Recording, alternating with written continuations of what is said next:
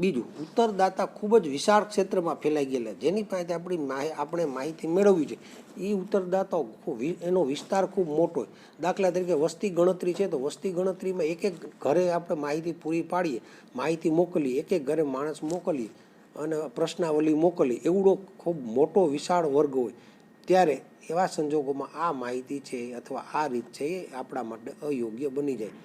અને આ સંજોગોમાં તપાસનો ખર્ચ છે એ ખૂબ જ વધારે થાય અને સમય વધારે થાય.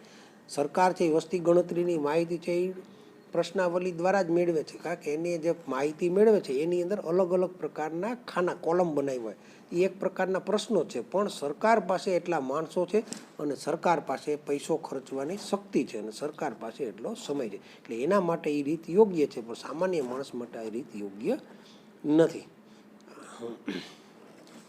કોઈ વખત એવું થાય કે આપણે આગણક મોકલીએ કોઈ જગ્યાએ, એટલે કે માહિતી લેવા જઈએ તો તેનું ઘર બંધ હોય અથવા ઓફિસ બંધ હોય અથવા દુકાન બંધ હોય. એક વખત આપણે નિષ્ફળ થાય, બીજી વખત મુલાકાત લેવી પડે, બીજી વખત નિષ્ફળ થાય, ત્રીજી વખત મુલાકાત લેવી પડે. એટલે ઘણી વખત એવું છે કે તમારે માહિતી એટલે કે ઉત્તરદાતાની એકથી વધુ વખત મુલાકાત લેવી પડતી હોય છે. એટલે આવા સંજોગોની અંદર આ રીત છે એ થોડીક મુશ્કેલી વળી થાય અને અગવડતા રૂપ ઉત્પન્ન થાય, ક્યારેક કંટાળો પણ આવે છે. એટલે આ રીતનો એક નબળો પોઈન્ટ આ પણ છે. હવે જે આપણે જોવાનું છે, આ બધી અત્યાર સુધી જે આપણે માહિતી લીધી એ તે તમામ બધી રીતો છે એ કઈ રીત હતી તો કે પ્રાથમિક માહિતી એકત્રિત કરવાની રીત. હવે જે આવે છે એ ગૌણ માહિતી. હવે ગૌણ માહિતી કોને કહેવાય એ મેં તમને કીધી હતી કે પ્રાથમિક માહિતી છે એ પ્રથમ વખત મેળવેલી માહિતીને પ્રાથમિક માહિતી કહેવાય. અને કોઈ પ્રાથમિક માહિતી કોઈ સંસ્થાએ, અધિકૃત સંસ્થાએ કે સંશોધકોએ જે પ્રાથમિક માહિતી ભેગી કરી હોય તે માહિતી કોઈ અન્ય સંસ્થા કે સંશોધક વાપરે તો તે માહિતીને ગૌણ માહિતી કહેવાય. હવે ગૌણ માહિતી છે આપણે ક્યાંયથી લઈએ અથવા આપણે પ્રાપ્ત કરીએ તેમાં શું સાવધાની રાખવી જોઈએ, અને ગૌણ માહિતી આપણે કઈ કઈ જગ્યાએથી મળી એનો એક આખો બુકની અંદર વિભાગ છે, ગૌણ માહિતીના પ્રાપ્તિ સ્થાન. એમાં 2 પ્રાપ્તિ સ્થાન છે. ગૌણ માહિતી 2 રીતે હોય. એક તો દર અમુક ટાઈમે છાપામાં અથવા કોઈ પણ મેગેઝિનમાં એને બહાર પડતી, જેને પ્રકાશિત માહિતી કહેવામાં આવે છે. અને એક માહિતી એવી છે કે એ માહિતી ક્યાંય જાહેર થતી નથી, સરકારના વિભાગમાં જે તે માહિતી છે એને સાચવીને રાખવામાં આવેલી, આવી માહિતીને બિન પ્રકાશિત માહિતી કહેવામાં આવે. હવે પ્રાથમિક માહિતી પ્રકાશિત માહિતી અને બિન પ્રકાશિત એટલે ગવર્મેન્ટ કે સંસ્થા છે દર અમુક ટાઈમે એના ડેટા કોઈને જરૂર હોય કે ના હોય બહાર પાડતા જ હોય છે. અને પ્રકાશિત અમુક ડેટા એવા છે કે ગવર્મેન્ટ બહાર પાડતી નથી, પોતાની ફાઇલે રાખી મૂકે, કોઈને જરૂર હોય તો એની પાસેથી માગી શકે, આને કહેવાય બિન પ્રકાશિત. હવે સરકારી પછી પ્રકાશિત માહિતી છે એના માટે અલગ અલગ વિભાગ છે. સરકારી પ્રકાશનો, અર્ધ સરકારી પ્રકાશનો, આંતરરાષ્ટ્રીય પ્રકાશનો અને સંશોધક સંસ્થાના અહેવાલો. આ બધી અલગ અલગ સંસ્થાઓ છે. દાખલા તરીકે એમ કહું કે સરકારી પ્રકાશનો એટલે સરકાર જે આંકડા માહિતી ભેગી કરે એની અંદર અલગ અલગ દીધા, કેન્દ્રીય આંકડાકીય સંગઠન, પછી નેશનલ સેમ્પલ સર્વે ઓર્ગેનાઇઝેશન, એમ ઘણી બધી માહિતીઓ દીધી છે. તમે ટેક્સ્ટ બુકની અંદર અલગ અલગ નામ વાંચી શકો છો. આ બધા સરકારી પ્રકાશનો છે એ ગવર્મેન્ટ પોતે એનું મેનેજમેન્ટ કરતી હોય ને ગવર્મેન્ટ છે એ પોતાના ઓથોરાઇઝ મેગેઝિન અથવા જે કાંઈ વસ્તુ છે એની અંદર આંકડા બહાર પાડતી હોય છે. કેવા પ્રકારના આંકડા તો કે ભાવનો સૂચકાંક, આયાત નિકાસના આંકડા, જન્મ મરણના આંકડા, ખેતીવાડીને લગતા આંકડા વગેરે પ્રકારની માહિતી છે. વસ્તી ગણતરીને લગતા આંકડા, દેશની અંદર પુરુષ અને સ્ત્રીની સંખ્યા, પછી પુરુષની અંદર કેટલા ભણેલ કેટલા અભણ, આવા અલગ અલગ પ્રકારના આંકડા છે સરકારી સંસ્થાઓ બહાર પાડતી.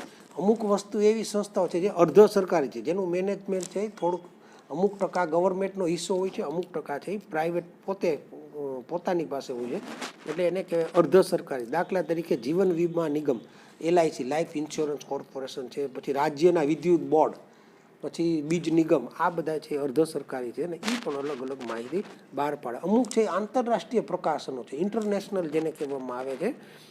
એમાં બુકની અંદર નામ દીધું છે કે યુનાઇટેડ નેશન્સ ઓર્ગેનાઇઝેશન UNO, પછી આંતરરાષ્ટ્રીય નાણાં ભંડોળ ઇન્ટરનેશનલ મોનેટરી ફંડ, પછી આંતરરાષ્ટ્રીય મજદૂર સંગઠન ઇન્ટરનેશનલ લેબર ઓર્ગેનાઇઝેશન. આ બધી સંસ્થાઓ છે દેશ લેવલની નથી પણ વિશ્વ લેવલની છે, એ પણ અલગ અલગ આંકડાઓ બહાર પાડતી હોય છે. તમે આ દરેક સંસ્થાઓ પાસેથી માહિતી મેળવી શકો છો. તમારે જે માહિતી જોતી હોય તમે તેની સાથે કોરસ્પોન્ડન્સ કરો, પછી સરકારના નિયમ મુજબ માહિતી માગો, એનો જે કંઈ ચાર્જ થતો હોય સરકારને તમે તમે એને એની ફી છે એ તમે એની યોગ્ય પદ્ધતિ દ્વારા ભરો અને સંસ્થા છે એ તમને માહિતી આપે છે. બીજું છે સંશોધક સંસ્થાના અહેવાલ, એટલે કે અમુક સંસ્થાઓ એવી છે કે પોતે રિસર્ચ કરતી હોય, નવા નવા સંશોધન કરતા. એમાં નામ દીધા છે ટેક્સટાઇલ ઇન્ડસ્ટ્રીઝ રિસર્ચ એસોસિએશન અમદાવાદનું, ફિઝિકલ રિસર્ચ લેબોરેટરી, પછી salt and marine research laboratory Bhavnagar. આ એક સંસ્થા ભાવનગરની જે કીધી છે central salt and marine research institute આખું નામ, આમાંય જે નામ દીધું છે એ નામ.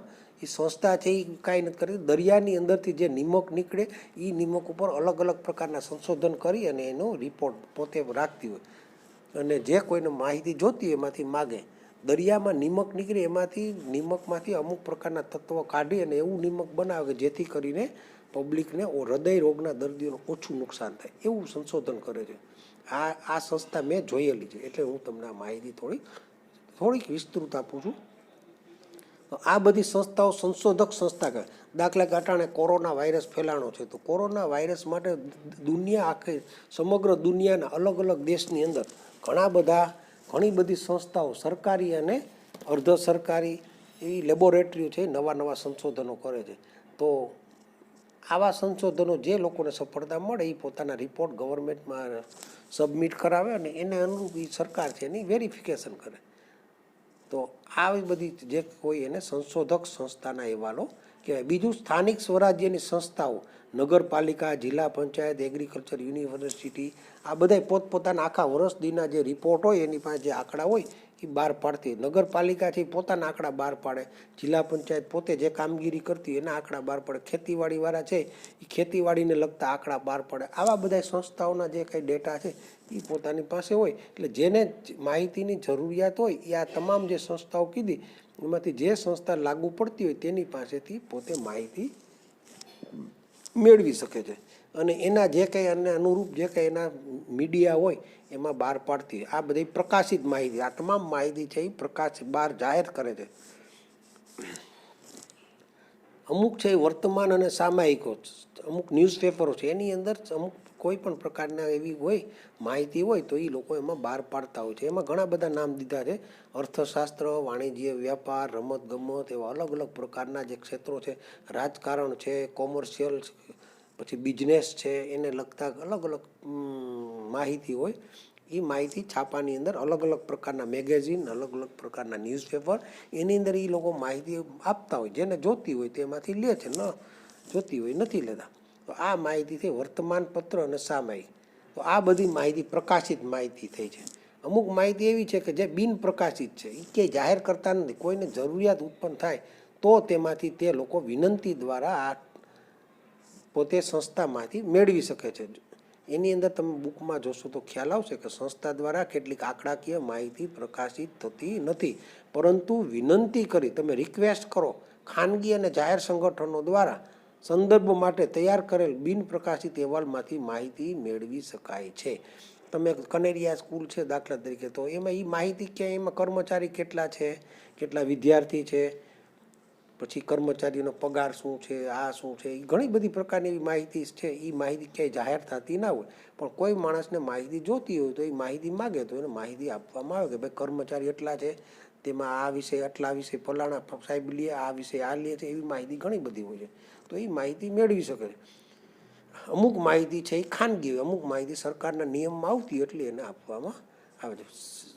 શિક્ષણનું સ્તર, ખાનગી કે જાહેર ક્ષેત્રની કંપનીના મ્યુચ્યુઅલ ફંડ દ્વારા થતું રોકાણ, યુનિવર્સિટીના પીએચડીના મહાનિબંધ વિશેની માહિતી મેળવે. દાખલા તરીકે સૌરાષ્ટ્ર યુનિવર્સિટી છે, વર્ષમાં ઘણા બધા લોકો પીએચડી કરતા હોય અલગ અલગ વિષયમાં. તો એ માહિતી ક્યાંય જાહેર થતી નથી, પણ કોઈને જોતી હોય તો જે તે વિષયનો જે માણસે પીએચડી કર્યું હોય એને લગતી માહિતી તમે માગો તો તમને એની એક નકલ તમને આપવામાં આવે. તો આ બધી માહિતી કહેવાય બિન પ્રકાશિત માહિતી. એટલે જે કંઈ મેં કહેવાનું હતું પ્રકાશિત અને બિન પ્રકાશિત માહિતી. બિન પ્રકાશિત માહિતી કોને કહેવામાં આવે અને એ મેળવવા માટે બિન પ્રકાશિત માહિતી તમને સમજાવી. હવે જે છેલ્લો મુદ્દો છે એ ગૌણ માહિતીનો ઉપયોગ દરમિયાન રાખવામાં આવતી સાવચેતી. આપણે ગૌણ માહિતી વાપરીએ તો એમાં શું ખ્યાલ રાખવો જોઈએ, ખાસ એમાં નોંધ કરી છે. 6 મુદ્દા દીધા છે, એનો આપણો ઉપયોગ કરીએ. ગૌણ માહિતીનો ઉપયોગ કરતાં પહેલાં માહિતી કોને મેળવી છે, ક્યાંથી મેળવી છે, ખાસ જોવું જોઈએ. દાખલા કે યુનાઇટેડ નેશન્સવાળા માહિતી માગે તો ગૌણ આપણા ભારત સરકારે મેળવેલી માહિતી છે એ ગૌણ માહિતી છે, પ્રાથમિક માહિતી છે, અને યુનો છે એ ગૌણ માહિતી મેળવે. તો આપણે યુનો પાસેથી કોઈ માહિતી માગીએ તો આપણે જોવું જોઈએ કે યુનોવાળાએ આ માહિતી ક્યાંથી લીધી છે, એને પ્રાથમિક માહિતી ક્યાંથી મેળવી છે, ગૌણ માહિતી ક્યાંથી મેળવી છે, ખાસ જોવું જોઈએ.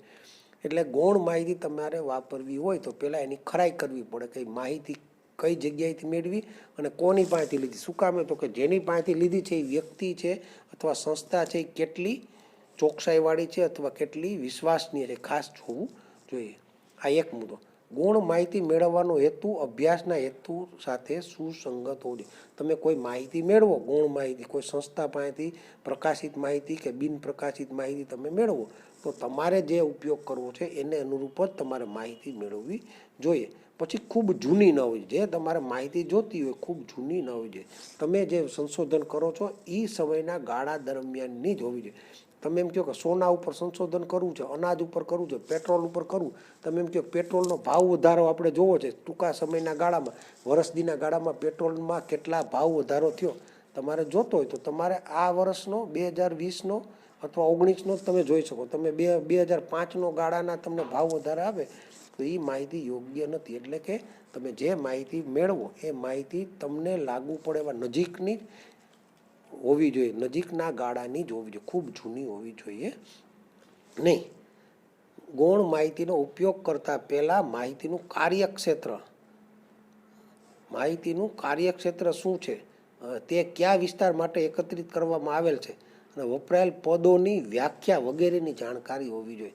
આપણે કોઈ માહિતી ખેતીને લગતી મેળવીએ અથવા વાતાવરણને લગતી મેળવીએ તો આપણે એ માહિતી જ્યાં વાપરવી છે એ જ વાતાવરણની હોવી જોઈએ. તમે બીજા અન્ય વાતાવરણની હોય અથવા અન્ય વિસ્તારની હોય તો એ માહિતી આપણા માટે નકામી છે. એક બીજું, એની અંદર ભાષાના અલગ અલગ શબ્દો વાપર્યા હોય, એ ભાષા આપણે અહીંયા સમજી શકતા ના હોય અથવા એનો ઉપયોગ થતો ના હોય તો આપણે માહિતી સમજી શકીએ નહીં. તો જે માહિતી આપણે જોતી છે એ માહિતી આપણા જ વિસ્તારની હોવી જોઈએ એક. અને બીજું કે એના અંદર વપરાયેલા જે કંઈ સભ્ય પદ છે, વ્યાખ્યાઓ છે, શબ્દો છે એ બધા આપણને અથવા જે માહિતી વાપરનાર છે એને સમજાય એવા હોવા જોઈએ. એટલે એનું કાર્યક્ષેત્ર છે એ જેને જ્યાં માહિતી વાપરવાની છે તેને અનુરૂપ જ હોવી જોઈએ. પાંચમો મુદ્દો છે સીધી આ ગણિત કરેલી માહિતીનો ઉપયોગ કરવાનું ટાળવું જોઈએ. આ ગણિત કરેલી માહિતી ક્યારેક ખોટી પણ હોય છે. છઠ્ઠો મુદ્દો, કઈ રીત દ્વારા માહિતી એકત્રિત કરેલ છે તે જાણવું જોઈએ.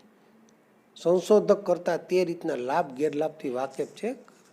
આપણે માહિતી મેળવવાની ઘણી બધી અલગ અલગ રીતો છે તો એમાંથી જોવાનું કે આપણે જે માહિતી જોઈએ છે એ માહિતી માટે દરેક કોઈ પણ માહિતીને બધી રીત અનુકૂળ નથી આવતી. અમુક રીત છે અમુક માહિતી માટે જ અનુકૂળ હોય છે.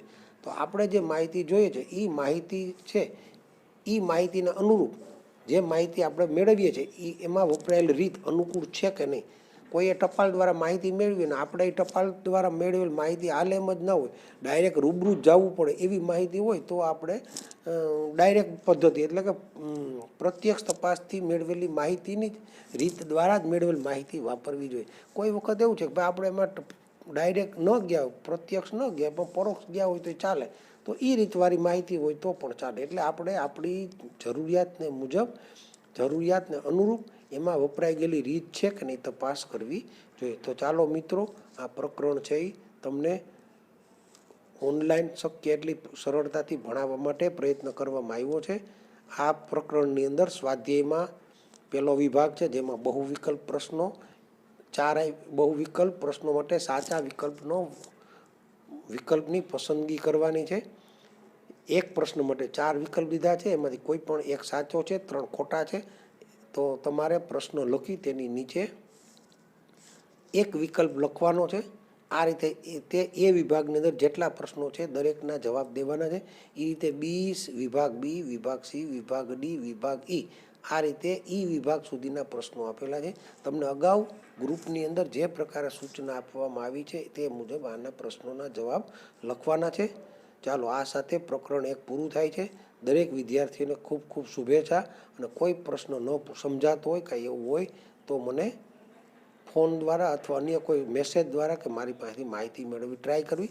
સૌ પ્રથમ વખત ટેક્સ્ટ બુકમાં એકથી વધુ વખત પુનરાવર્તન કરવું અને પુનરાવર્તન કર્યા પછી પ્રશ્ન રહે તો ફોન કરવો. ચાલો મિત્રો, બેસ્ટ ઓફ લક, ખૂબ ખૂબ શુભેચ્છા.